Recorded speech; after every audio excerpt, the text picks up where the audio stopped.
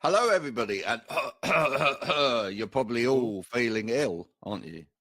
I know it's been going around. The lurgy has been spreading.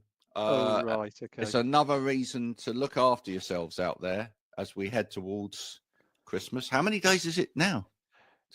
What we on today? 1, 2, 3, 4, 5, 25. The mental maths is clearly not there. 20 minus 5 is 25 minus 5 is 20. So as it's the 5th today, Friday the 5th, it's 20 days or 19. Only 20 days. Only. Only 20 days. My word. Gosh. Are you ready for it? No, I haven't bought a thing.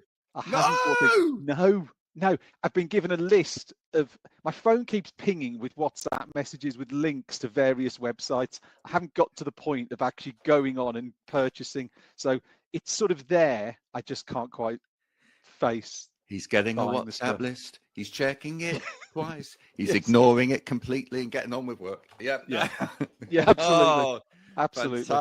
That's the way to go, Stephen. Leave it right to the last minute. Is the lurgy making its way through Shea Coath? Is that what you are suggesting? As the whole clan come down with it? Absolutely. Right. Well, yeah, my daughter's actually in the other room as we speak. Right. She had to go to hospital last night. She's got pneumonia. Oh. So that's been diagnosed now. But yeah, everybody's got it. I'm just on the Lemsip and the coffee. Yes. It cures all evils. That's the way I look at it. Just have you been told to man up by anyone in your house? No. Oh, good. I know, because I don't do that. No. I have had, well, and we'll perhaps get onto this. I've had one day off ill, right, in 30 years. That's very impressive. Yeah, don't believe in it. You see, don't believe in the illness. I mean, it's there. It might be inhabiting, but I'm not going to believe in it. I guess it's a little bit different, and I'm talking in the last few years, and we're sort of broadening this. We'll broaden the conversation beyond this at some point. But I guess now with people working from home, sort of working through or pushing through is a lot easier to do because you're not taking that cough and cold and splutter and snotty nose into the office and infecting 15, 20, 25 other people. So I guess maybe people are a bit more comfortable to do it because they're not spreading, as it were. They're almost just self-contained and maybe feel well enough to work, but maybe going into the office or wherever is the wrong thing to do for the greater good. I guess. No, 100%. I mean, even when I used to work in a remote office, and I had, there might have been days where I was meant to be going in. If I was feeling under the weather, I'd just say, no, I'm going to work from home today. Yeah. Sensible thing to do. There's got to be some it'd be interesting again, we often talk, we start with these little sort of conversations and sort of expand it out, but I wonder if there are any stats around as to what sickness actually looks like now compared to, say, pre-2020 in terms of with the whole home working becoming such a big thing. I wonder if now, if there is less official sick days that take place because people are happy to work from home instead of ringing in sick. Do you know what I mean? It'd be interesting to see, has there been any impact? Has there been a positive impact? I mean, some people, I guess, will still just ring in sick and won't attempt to work, which is fine. You can understand that. But I wonder if we've seen a difference in the numbers. Would you like the data from the Office of National Statistics? I know. I was thinking if I keep talking, you'll get those statistics up. Okay. For us, so go on. I'll bring that in. But before I bring it in, let's bring our guest in because she probably love to discuss it as well. Today's guest is perfect. In fact, she's perfect support for everybody out there, or at least the businesses. We're going to bring in the wonderful Lauren Holmes. Hello, Lauren. Hi. Oh, Lauren. I love that introduction. I love that, Graham. Hi. Hi. Now, he usually links music to the guests, and I was expecting him to start singing. Now, was it Perfect by the House Martins or The Beautiful South? I was expecting you to maybe start to knock a few choruses of that out there, Graham. So were you? You thought I was going to do a bit of a Paul Heaton on you? Paul Heaton on you, yeah, but obviously not. Maybe he's saving that for later. Not with the voice as it is. I'm just going to save it and be just very gentle with it. Lauren, we will get to what you do in a minute. So for anybody that's waiting, going, who's Lauren? She's your guest, but who is she? Just wait a second. We'll get to that. Yeah. Okay. But here it is then. The fact of the matter is, from data from the Office of National Statistics, or for National Statistics, should I say, ONS, as people like to call them, no, employees are taking significantly more sick days in the UK now compared to before 2020. Okay. Yeah. Average number of sick days has risen sharply, reaching its highest level in over 15 years. Wow. Isn't that amazing?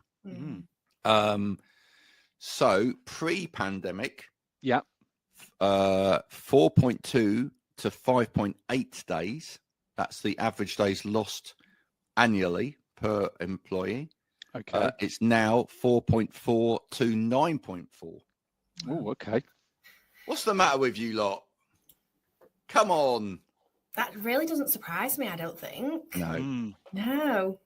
I wasn't sure whether there'd be an offset between, obviously we've seen spikes around mental health, which is, obviously, but I was wondering whether that would have been offset by the fact, like I was just saying, you probably sort of watched her in the green room, Lauren, was it offset by the fact that maybe with people being able to work from home more, that therefore they'd be working at home because they were well enough to work at home, but not work well enough to work in the office. But clearly that's not the case. That offset hasn't taken place or isn't pulling through in the numbers. No, I think there's two types, two different scenarios. Okay. So I think since COVID, I think even like myself included, I think there's a lot of like health anxieties now. So people who are getting ill, they're, they're, as we should be, we had like a global pandemic, didn't we? So I think since then, health anxiety is massive. So people are getting ill, thinking, no, I need to rest. I can't leave the house. I have to really get over this. And I think that's like we should take that really, really serious. Yeah. And then you have the flip side where people are probably still playing on it 5 years down the line, and they're just thinking, oh, well, I can get the sick day, can't I? And I'm just gonna take that sick day. So I think there's two sort of different ways, and that's probably why it's, like I said, I'm not shocked that it's higher since then. Okay, I'm going to throw a third scenario into this. Go on. Okay. Right. I wonder whether in the last couple of years, as people had working from home, right, and then people have tried to get people back into work, because the flexibility bit has gone, I wonder whether people have called sick because they need to do something for life. Yeah.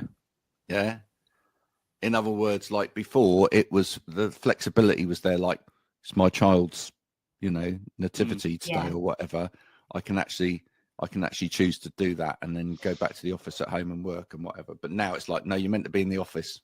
Right? You can't have time off for that and whatever. So people are like, pull a sickie. Yeah. Just wonder. And I wonder whether that's like actually coming down to a conversational thing, really. Are actually employers, when they're starting to do that bit where they're saying, come back to the office, are they then really talking to their people about what problems it might be causing them? No. No. Okay, there you go. Short answer. A nice short answer. No. Right. Well, I think at this stage, Lauren, you better explain what it is that you do, Lauren, and also Perfect Support do, and then maybe that becomes a little bit clearer as to why you're going no. No. So we're Perfect Support. So we help employees navigate mental health, neurodivergence, grief, loss and change in the workplace.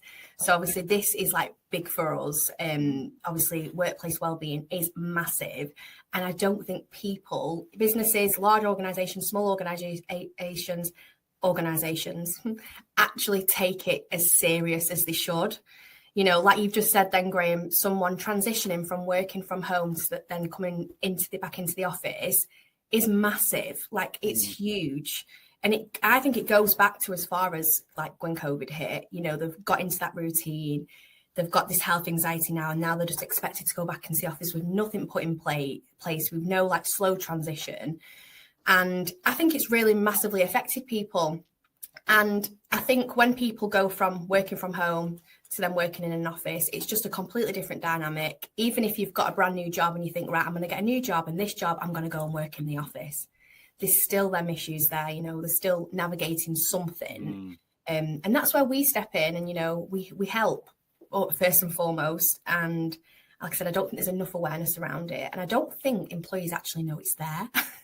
I think people just think they have to just pull the big girl socks up, big boy socks up and just sort of get on with it, because that's what everyone was just used to. You've got a cough, oh, get yourself into work. You run down about something, oh, I'll get to work. You've just lost a loved one. Oh, well, I can't have too much time off. I'll lose my job. I'll get to work.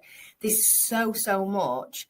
And I think it's so important to obviously make people aware that there is that support out there.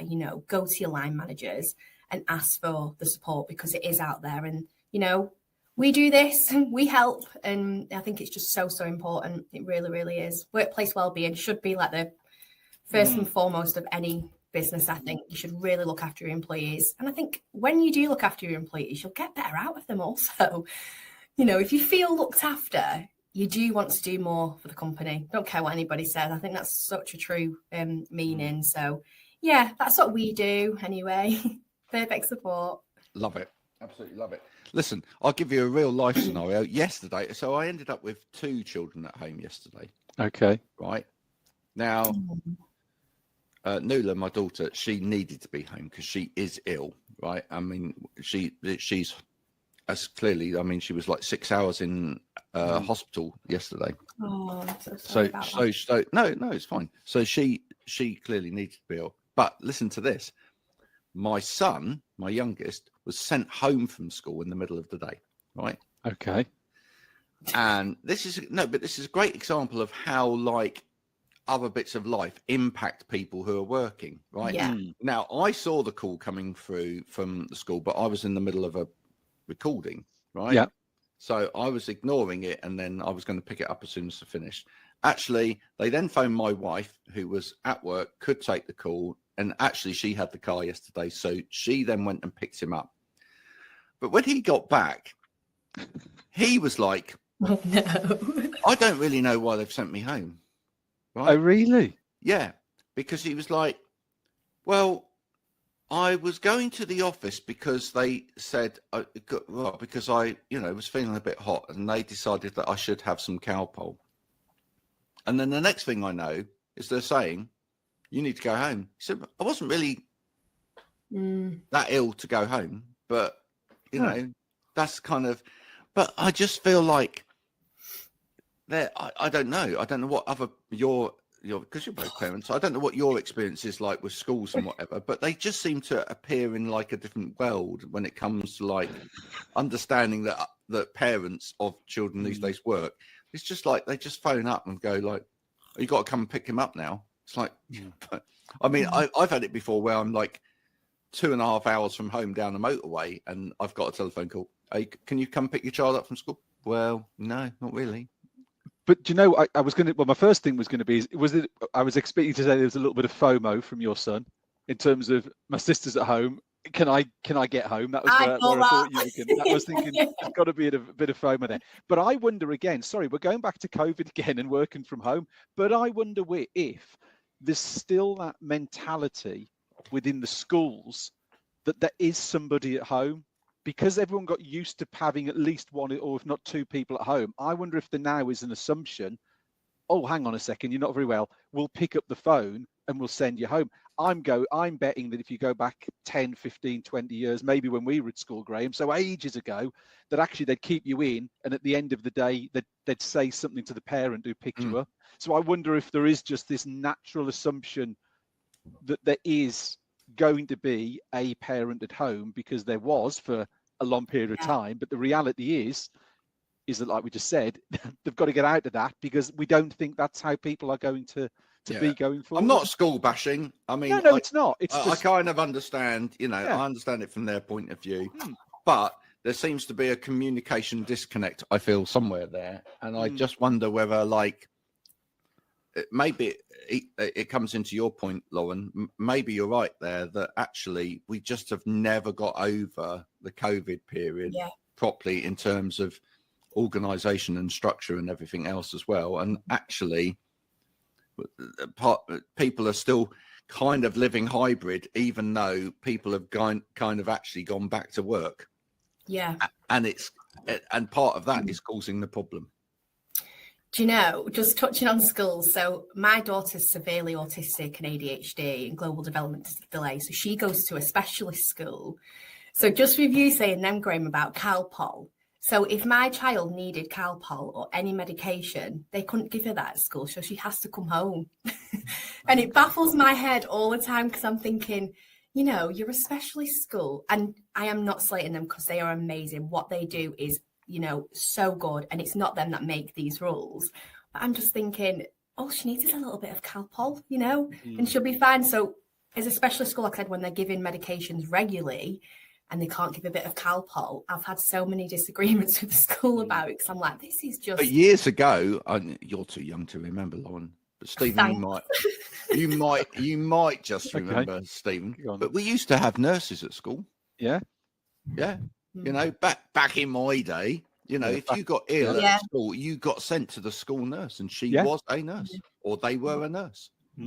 But I think we're not doing so. I guess it's not. You made a good point there, Graham. It's not school bashing, but I think just picking up what Lauren said, it's just trying to get the sort of communication and the understanding a little bit clearer. There's a little bit of a disconnect. It's being done for the right reason, but does that match in with what else is going outside with the parent or the guardian or the carer? Do you know what I mean? It just doesn't quite link, does it? It's a little bit off, and therefore it creates some of this frustration, queries, head scratching as to why some of these rules and regulations might be in place. You just got to get it nice and smooth so it works for the child, for the education location, but also for those working parents as well. And I wonder again, Graham, you mentioned something there. We're going back in the day, as it were. But you know, I don't know what it was like for yourself, but a lot of families back then potentially only had a parent working. So maybe it was a little bit easier to manage that process back then, because generally there maybe was only one parent working, where now I'd say the vast majority is two, isn't it? So it was a lot easier. It was a lot easier then to call because someone would be picking up the home phone. Now I bet if a school rang 100 home phones, probably 99 of them wouldn't get picked up, would they? Because there isn't someone physically. I mean, my mum worked most of my growing up life, but mainly part-time. But I think she was the exception to the rule, actually, in the village where I grew up. I think most other people's mums, because I normally got deposited after school at somebody else's house. Most other people's mums didn't work. So I think that was the exception to the rule. And I think it's because she didn't like kids. But did you put her off? It's all you. Sorry? It's all, you know, I've been told that it's all my fault. I can't put her off. I don't know. It's just not maternal. But I do think that's the exception to the rule. But I also think like that then became more normal, that maybe like you know, maybe one of the people in the house worked part-time and still was there for like school drop off and pick up, etc. But I think now a lot of families, both parents are working full time. I think, you know, because of the need to work full time in order to cope with paying the bills, etc. So I think I feel that's contributed to what most people are seeing as like the increased pace of life, right? Because there's nobody to just like allow everything to breathe a little bit. Everybody's rushing through the door, and like it's like, you know, and out again and whatever else. And I just feel like these little things, like a school ringing you up in the middle of the day and saying you got to pick your kid up, right? These are all adding to people's anxiety levels. This is all part of why people are, you know, we're seeing an increase in mental health issues. I think we're seeing an increase in anxiety. We're seeing an increase in burnout, etc. It's because it's like, I feel like more and more people are seeing like everything coming at them at once. Pressure of life, literally. Yeah, literally pressure of life, work, you know, whatever. It's just, it just seems like it's more and more systems. I was also having a conversation with someone yesterday that was saying like, the more, and this is an interesting one, the more everything goes online, and we now have the only way to access things is online. That's kind of causing a problem as well, because you can't talk to anyone about to resolve anything anymore, right? You need to book the doctors, or you need to do this, or you have to have an app, and you have to log in, and you have to do it, and whatever. And then there's only a window for this, and then parking your car as an example. Parking your car is pretty much now, unless you've got the app. And when it doesn't work, when it doesn't work, logs you out, and then you're like, you think, oh, I've had that so many Saturdays at our local thing. It's like, I've got swimming starting in 5 minutes, got to get child into the swimming pool, trying to park the car, not working, not working. Oh, it's like, haven't got coins, doesn't take card, only does that. It's like, what do I do? I'll take child round, get child in swimming pool, run back round, hope there's nobody there, see if I can get app working. It's ridiculous. Yeah. Well, it's going slightly off topic, but it's expanding on that. We had a situation where we were on holiday in North Wales, I think last year, and the car park we went to, we didn't have the app on either of our smartphones, but there was no signal to download the app. So we had that. Yeah. So we had to leave the car and then walk about a mile till we got some signal to download the app to book it. And you've got that constant sort of thought of, when I get back to the car, is there a yellow and black sticker slapped on it because I haven't done it? But it's like, well, if I haven't got the app and there's no signal, then what do you want me to do? It's, as you say, that is so true. That is so true. It is. That is. I feel like all this tech is meant to enable, isn't it?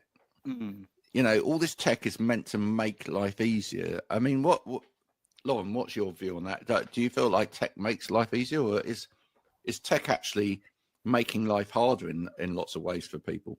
I think, from my point of view, I think it makes it harder. You have people with dyslexia, can't work a computer, doesn't matter how many times you show them, just don't understand it.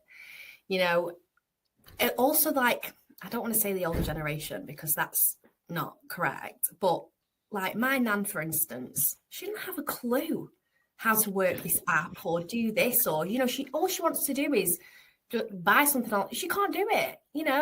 She physically can't do it. So I think the only people that it does really benefit are like people now who are at college, uni, in their early 20s. I think that's the only people where this technology, this great technology is best. But I think people, obviously, after that, I don't think it really benefits them. And then some people at that age as well will struggle, because like I said, the dyslexia, and just sometimes you can tell someone something and they just don't understand it. Like, I'm not a whiz kid, so I'm rubbish with technology. It doesn't matter if you show me 500 times, I just won't understand it. I'm more of a get a pen and a pad and sort of scribble, more than like writing on anything or anything, or typing up or anything like that. So for me, I think technology is it's just a no-go for me anyway. So probably not a great person to ask. I think it promises a lot, and I think the frustration and the anxiety comes when it doesn't work. So we just say, I think it's got the opportunity or the realities. It can enhance people's lives. It can, it can streamline processes. But I think the problem is when it doesn't work, people's anxieties just got to go through the roof because they're expecting it to work. Why isn't this working? It should work. It's an app. It's whatever. And that's where I think some of the stress comes in, because that's something that they believe should happen doesn't happen, and they think it's just them it's happening for. Why is it happening to me? And as you say, not everyone is hugely tech savvy. They maybe don't know how to navigate it. So it just creates more and more pressure and stress in whether it's a work situation or a personal situation. That's me. Just describe. I'll give you a very good example of that. Go on. So I've been looking into accountancy software and stuff like that for making tax digital next year. And I've had 2 training sessions with an accountant who shall remain nameless. I've had another conversation with another accountant. One of the things I've got to integrate in tiny Stripe payments into my set of accounts. And with the first person that I spoke to in the training session, I said, so what do I do about these Stripe payments? And they said, well, what you need to do is you need to download that from Stripe, which you can do in an Excel spreadsheet, and you need to then kind of like type all of those into QuickBooks over here. So you got to go the long way around it. Okay.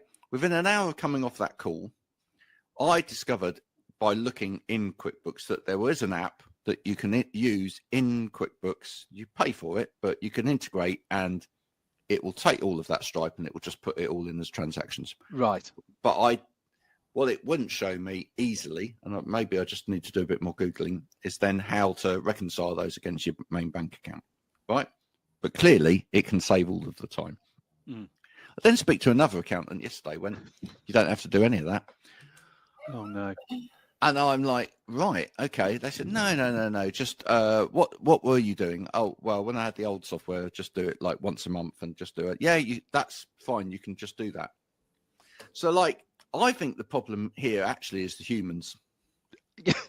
I actually think the problem is the humans, because I don't think the humans are keeping up with the technology. I think that's part of the problem, right? Because it seems that there are different bits of advice because people don't know what the technology that's out there does. They know bits of it, but they don't know all of it. And that's causing part of the problem here. And it's causing part of people's anxiety because they're like, well, which bit of advice do I listen to? Right. Yeah. I think this is a massive thing. And I know you get involved with sort of workplace assessments, don't you, Lauren? And adjustments around for people in the workplace as well. But I'm seeing this a lot as I'm going to do a little bit of bashing of access to work now, but I'm seeing this a lot as kind of access to work support is getting reconfigured, shall we say? That's a polite way of putting it. I was going to say that's an interesting word to describe it. Because what they're doing is they're taking away a lot of the support, one-to-one support paid for from people, and instead they're giving them software. Right. Yeah. And then training on software. It's ridiculous because actually these people, a lot of them, they're so overwhelmed by what they've already got. They don't need another 10 pieces of software put on their system to try and get them out of the hole. What they actually need is someone just to lift them out of the hole. Yeah. Right. Yeah. And I honestly believe we are currently at the moment, if you're listening, government, you're going the wrong way. Stop and turn around. Turn around, go back the right way, right? I actually think you need to, sorry, software people, but you need to ditch most of the software. You need to offer proper support for people. I think, or even perfect support. I mean, perfect support would be exactly what you need, isn't it? Perfect support. You know what? That sounds incredible. That is great. No, I do agree. I do massively agree. And I was saying this to you as well the other day, Graham. People have, DSE assessments, you have your, ergonomics that come in and they, change your mouse or they change your software or they change things like that. But the well-being comes hand in hand in that. So I think that is just a fraction. Yes, it's great. And these are so critical and vital that we use these companies. Absolutely. But I always seem 9 times out of 10, if you're visiting someone, for a DSE assessment, let's say, and you're hiring their web page, or you're giving them a different mouse, or, you're giving them a different chair because they've got a bad back or things like that. 9 times out of 10, they're probably suffering mentally as well, So I think it's just to be aware of that as well. Like these assessors that are going out there, be aware that doesn't just stop there. You can't just give them all this information, give them all this equipment, and then just be, see you later. Yeah. You've got your new chair now. I'm just gonna, see, because 9 times out of 10, like I said, that isn't the case. There is always something in the background as well. Even just to talk to them about, how is this chair doing? I don't even necessarily mean me or the company. No. I mean your line manager, just in general, Well, here's one for Stephen then. Stephen, how many organizations do you think actually talk to its people or actually look into organizational ergonomics or operational ergonomics, right? In other words, right, are the systems and processes of this business actually a good fit for its people? Because I would hazard a guess that more often than not, somebody in leadership, right, makes a decision, we're using this system now, right? They haven't consulted with everybody on the floor. They haven't talked to all of the people about who are going to actually use this system. And then they don't put proper training in place, or if they do put training in place for this system, it's one kind of training, so it doesn't support all kinds of learning types. And they leave people behind because some people just never get on with that system. And rather than actually, talk to people and go, if we put this system in place, would it actually work for you? They don't do that. They just go, right, well, we've decided that's what we're doing now. And and you get this change that happens operationally within the business. Everybody, we're going to use this CRM now, or everybody, we're going to use this piece of software. And you've got people going, well, how do you use it then? I don't know. And then here's the dangerous thing. Then people start to try and use it, right? And then it just gets very, very messy, right? Because nobody's using it the same way. You'll have someone that's an expert in the business, and they'll be lauding it around, going, what? You don't know how to use that, then? Oh, right. Yeah. Well, look at you. I do. So there. Probably keeping it to themselves as well, because they think, well, that's going to get them a promotion. Meanwhile, Thomas is going to bed and crying every night because he just doesn't know how to use this stuff. I think this is fundamentally one of the biggest problems we have these days in organizations. I think like you said, going back to the original sort of comment directed to me was, what do I think? I'd say it's probably less than half would be getting involved in that proper engagement. And, picking up on what Lauren said, and you mentioned as well, Graham, and I'm going specifically what we do as a business, the physical products absolutely will make a difference to someone's physical well-being, and they will impact on their mental well-being, because mentally, if they're feeling better, then that will be a relief around their sort of mental health. However, if you've got terrible systems and terrible organizations, you can put the best, let's say, ergonomic equipment, the most expensive chair, you can do all of that. But unless you have the other stuff behind it in position and in the right processes and systems, to a degree, probably a large degree, the other stuff's almost irrelevant. You're not resolving. You've got to start to sort the physical side, which will help the mental side. But the actual system and the doing side, if they're not working, then the other two, resolving them, you're not really addressing the problem. I think you hear the word like holistic, bandied around quite a bit, talking about the whole thing. The physical stuff and the mental stuff is part of it, but if the actual job and the doing part is nigh on impossible, addressing the other two isn't going to really help the third one, and the whole thing flow through, and really businesses become more productive and employees feel more productive and more engaged and feel better in work. You've got to have the whole thing happening, as far as I'm concerned. Yeah, no, 100%. Do you see that as well, Lauren? I absolutely agree. Couldn't agree more. Yeah. Everything, I do. I completely agree with that.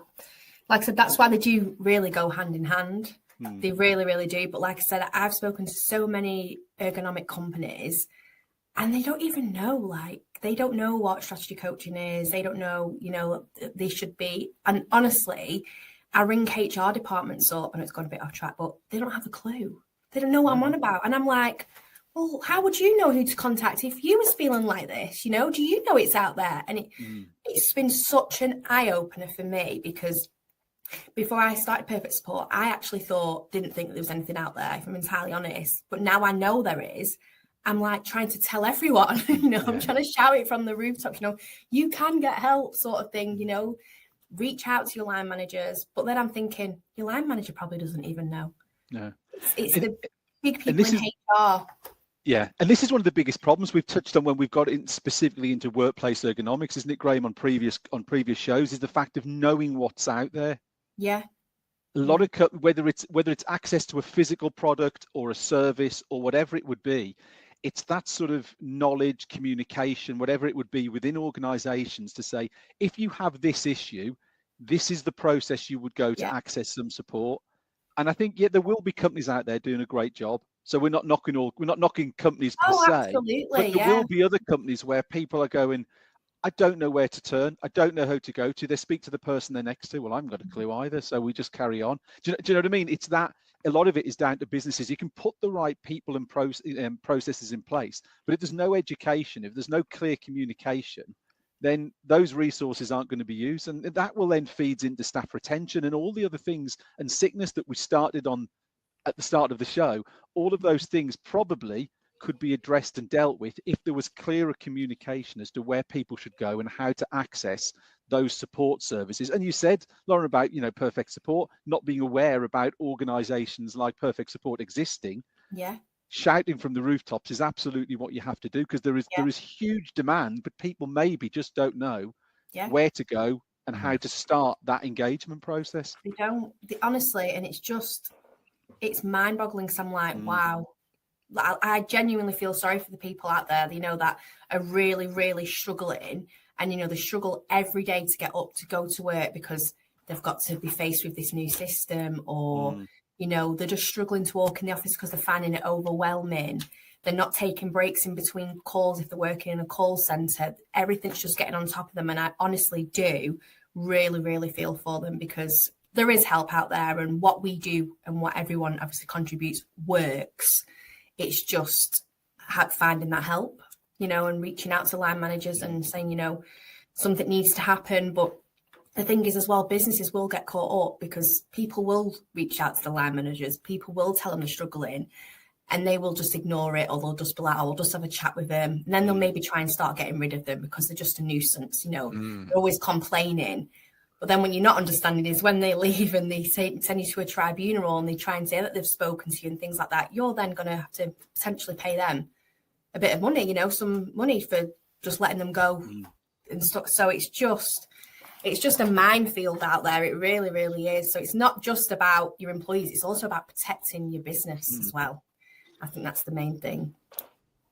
But who could be really useful in all of this, and I just think that I'm gonna say something controversial again now, but I feel like there's some that really have invested the time to do their homework and know about this stuff, and then I'm going to say that there are others out there, and if it's you who haven't, and this is people that are coming into these organizations to enlist and inhabit culture change, right? I think they need to get to know people like you better, and they need to understand the impact that what you do has and how that's important when they're putting that whole culture change piece in, right? Because I see two very different sets of culture change management, if you like, or sort of coaching and leadership going on at the moment. One that where they really understand the well-being piece, and within that, when they are looking at change of systems and processes, they are having the hard conversations with everybody at every level, and they're trying to understand those misalignments, and they're bringing the well-being piece into that as well, so that they can use that to solidify. And there's those that are just going, right, we're just going to change mindset at C-suite level and hope that it just granulates down. That's not helpful. No. Right? Because C-suite were probably already 3/4 of the way there, right? I mean, I spoke to someone the other day and they said, oh, well, yeah, we only get involved with businesses that are already quite successful, really. Yeah. What? So the C-suite have already got that kind of mindset that, like, we're making money. We just want to make a bit more money. Let's iron this out a little bit and get even more successful at that.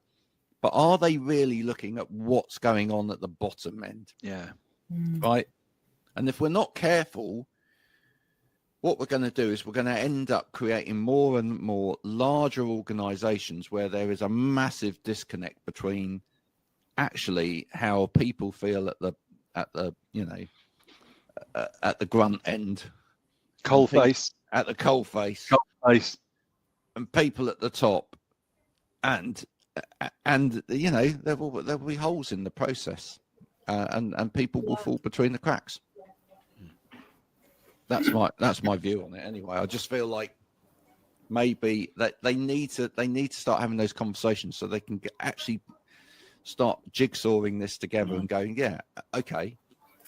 If I want this organization as a whole to be really productive, let's find out what is really eating Gilbert Grape, or other members of staff are available. Like your line managers and things like that. Sometimes I think they don't really know how to navigate the conversation. You know, they don't know how to approach this member of staff that's now just really started becoming absent or late all the time. So it's about starting from the top really and having that training days, paying for them to have some training sessions to, how to talk to people. I think the main thing is when you're in that management role is knowing how to talk and being reactive to situations.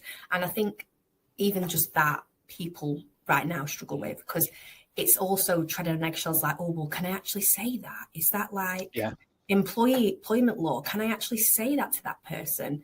So sometimes it's them as well. So it potentially isn't just an issue that they're not trying to help. It's they don't know. They don't know what to say. They don't know what to do. So I think that's where sort of like it stems from. Well, because the narrative of the world is becoming ever more complicated, right? It's coming ever more. To bring it up into a contemporaneous discussion point, did you see the recent conversation about Ariana Grande and Cynthia Erivo? Yeah. No. No. Okay. Well, they've announced that they're in a non-demicurious semi-binary relationship. Right. Now I can just see the faces going up.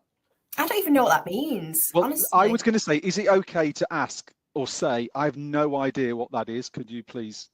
Well, help me? I've Googled what it is, and even when you look at what it is, I still don't quite understand it. I think basically it's a relationship where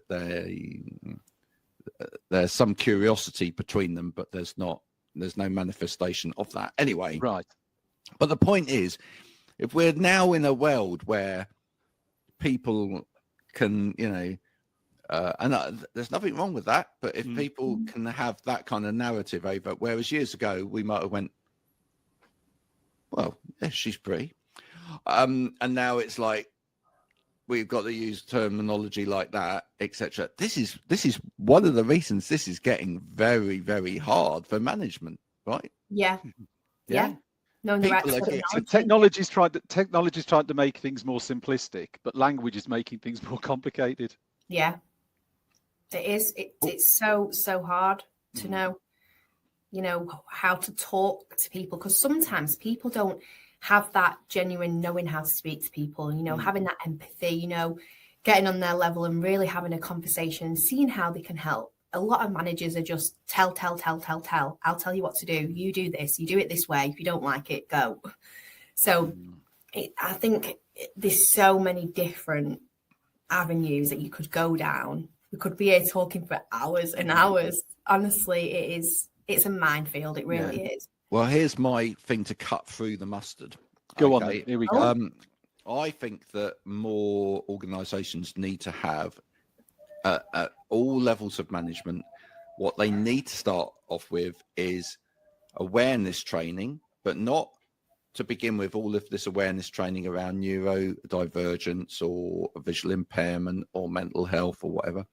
The first bit of awareness training that they need is emotional intelligence.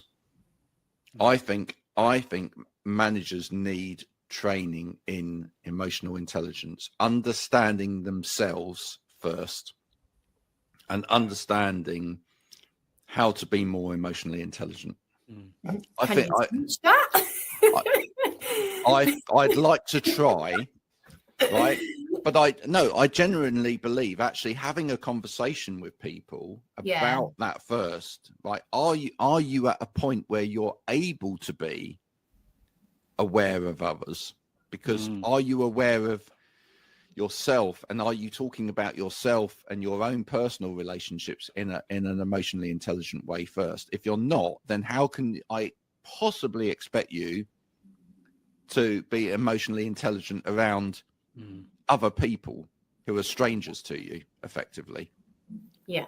I think it has to go back to that. And I would hazard a guess that due to technology, let's bring it back to the technology. Yeah. Due to technology, due to the way that we now communicate, the fact that, like, I go into a restaurant and there's a group of kids sat next to me at a table, and they're all having conversations with each other, but not face to face, but via text on their phone whilst they're having lunch, whereas they could just put the phones down and go, how have you been today? No, they won't do that. They'll just text each other, right? And it's silent, but they're all going, oh, yeah. It's like, what's that about? The fact that we've reached that kind of level of not being able to communicate with each other, I think we need to get back to basics and going, actually, do you, as a set of managers, do you, as a C-suite, do you actually know how to communicate?